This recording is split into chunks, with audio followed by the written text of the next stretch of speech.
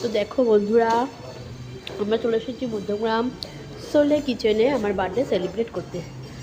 দেখো থিমটা খুব সুন্দর,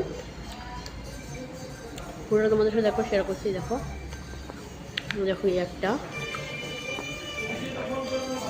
না,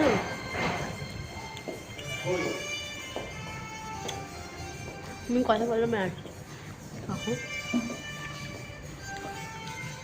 ডায়াবেটিসটা করে নিই ফাঁকা আছে। এই যে বেবি, দূরে যা দূরে যা, ওই দেখো বেবিকে।